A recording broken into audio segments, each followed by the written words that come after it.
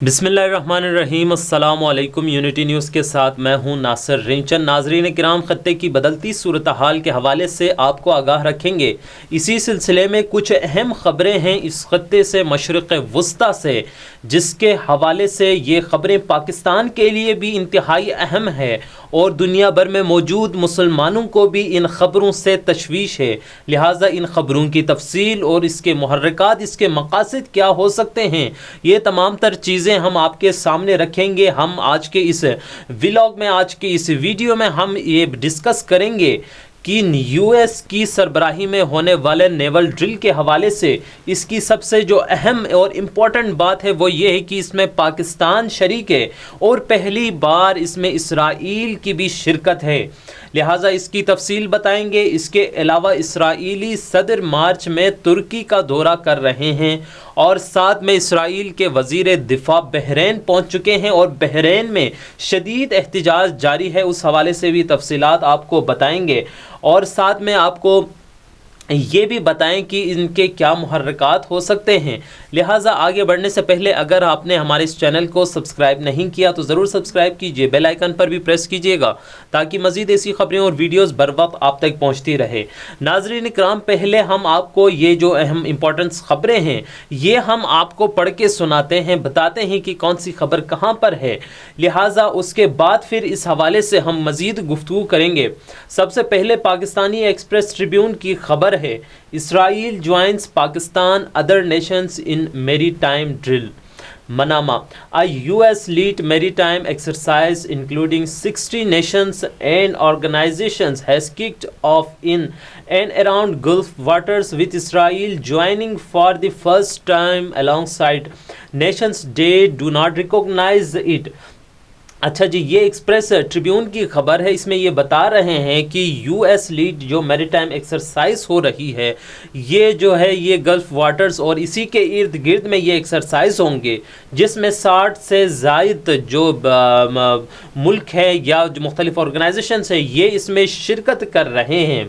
इसके अलावा जो इसमें सबसे इम्पोर्टेंट बात है वो ये है कि इसराइल पहली दफ़ा इस मिलिट्री ड्रिल में शरीक हो रहे हैं और उससे अहम बात ये है कि इसमें कुछ ऐसे ममालिक भी शामिल है जिनका अभी तक इसराइल के साथ कोई ताल्लुकात नहीं है, इसराइल को इन्होंने तस्लीम नहीं किया है, जिसमें जो सहर फ़हरिस्त है वो पाकिस्तान है। पाकिस्तान के अलावा ओमान, यमन, सऊदी अरबिया भी है। पाकिस्तान के अलावा दीगर ममालिक का इसराइल के साथ ढके छुपे ताल्लुकात तो है, इसराइल की वो सपोर्ट करते हैं, इसराइल को ये लोग बाई तस्लीम करते हैं। सिर्फ ये कि ऑफिशियली यूएई की तरह एक दूसरे के रियासत में एक दूसरे के अंदर इन्होंने डिप्लोमेटिक ऑफिस नहीं खोले, बाकी तमाम तर दीगर ममालिक से ताल्लुकात है, लेकिन पाकिस्तान अब तक इनसे ज़रा हट के है और पाकिस्तान ने इसराइल के ख़िलाफ़ अपने मौक़िफ़ को हमेशा से पेश करता रहा है। लेकिन अब ये वक्त के साथ साथ हालात बदलते नज़र आ रहे हैं। इसराइल कुछ दिनों पहले यूएई पर भी अटैक होता है और उसके बाद यूएई के जो वली अहद है उनका पाकिस्तान को फ़ोन आता है और उसके बाद फिर आज ये यूएस का एक्सरसाइज और इसमें इसराइल की शमूलियत, साथ में पाकिस्तान भी वहाँ शामिल है। लिहाजा इससे मुसलमानों में एक तशवीश पाई जाती है। दूसरी खबर हम आपको बताते हैं, जियो न्यूज़ की ये खबर है, इसराइली सदर मार्च में तुर्की का दौरा करेंगे।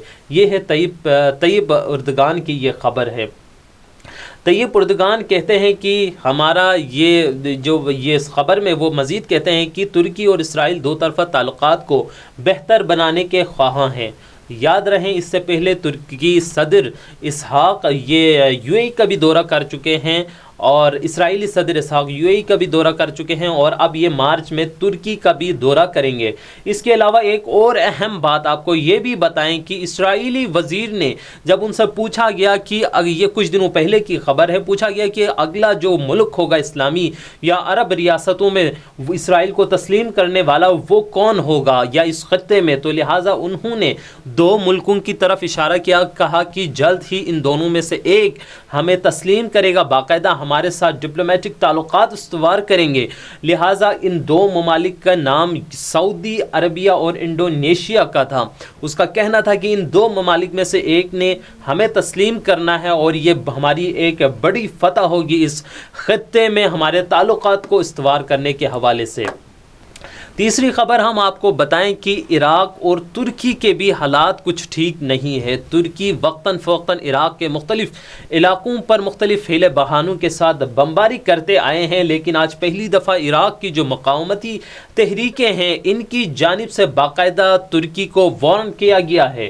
ان کا کہنا ہے کہ اگر جو ترکی عراق کی سرزمین کے اوپر حملہ آور ہو رہے ہیں، ہم اس کا بدلہ ضرور لیں گے۔ عراق میں احساب اہل حق نامی جو آرگنائزیشن ہے، جو تنظیم ہے مقاومتی، اس کے سربراہ نے کہا کہ اپنے ملک پر ترکی کے حملوں کی مذمت کرتے ہیں اور ہم ترکی کو بتانا چاہتے ہیں کہ عراق کی جو استقامتی محاذ ہے وہ ترکی کو منہ توڑ جواب دیں گے، یعنی وہ اب ترکی کو باقاعدہ ترکی کے اوپر جواب دینے کے پوزیشن میں آ گئے ہیں اور ترکی کو دھمکی دی ہے کہ اب کی دفعہ اگر حملہ ہوا اور جو حملے تم نے کیے ہیں اس کے ہم حساب برابر کر کے ہی رہیں گے۔ لہٰذا اس خطے میں جہاں عراق جنگ کے بعد کچھ حالات عراق کے سنبھلتے نظر آ رہے تھے، اب ایک یہ نئی ایک فتنہ کہلائیں یا نئی ایک کانفلکٹ کہلائیں وہ شروع ہونے کی جا رہا ہے۔ اور اس کے علاوہ جو خبر ہے بحرین سے بھی انتہائی اہم خبر ہے۔ بحرین ایک چھوٹا سا ملک ہے،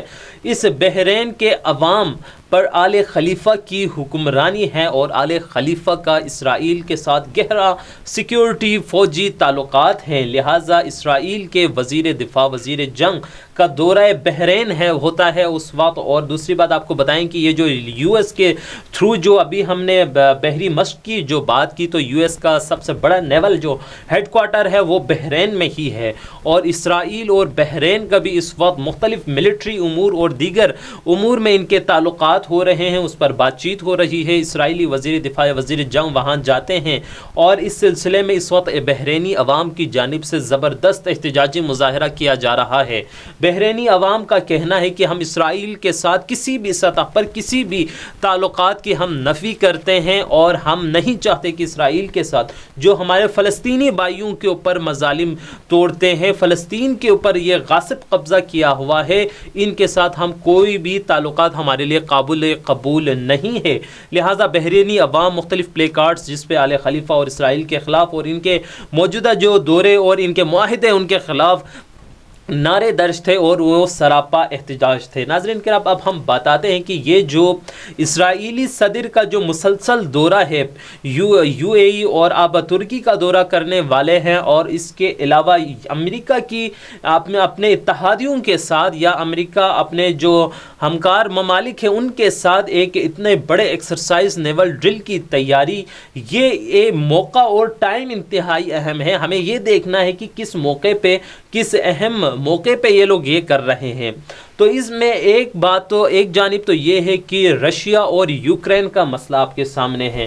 رشیا اور یوکرین میں اگر دیکھا جائے تو حقیقت میں رشیا اور امریکہ مد مقابل ہے۔ یوکرین کے بیک پر امریکہ، نیٹو اور یورپین کنٹری سے، دوسری جانب رشیا ہے، اور ان کا کانفلکٹ بھی ایک جنگ کے دہانے پر، جنگ کے نزدیک مسلسل جنگ کی طرف بڑھ رہی ہے۔ اور اس صورتحال میں امریکہ ایک اپنا پاور شو کرنے جا رہا ہے کہ ہمارے ساتھ 60 ممالک شامل ہے جو ہمارے ساتھ جنگی مشقیں کر رہی ہے۔ یہ ایک پیغام بھی دیتے ہیں اس خطے میں اپنے حریفوں کو، لہٰذا یہ موقع ایک اہم ہے۔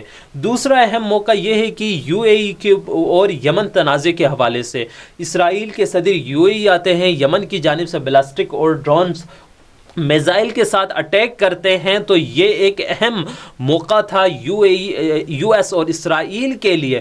وہ اپنے اتحادیوں کے ساتھ اپنے تعلقات استوار کرنے والوں کو بتانا چاہتے ہیں کہ بھئی ہم آپ کے ساتھ ہیں، لہٰذا یہ گلف واٹر کے قریب یہ جنگی مشقیں جاری ہے، تو اس سے براہ راست جو پیغام جاتا ہے وہ یمن کو نہیں بلکہ ایران کی طرف ہے۔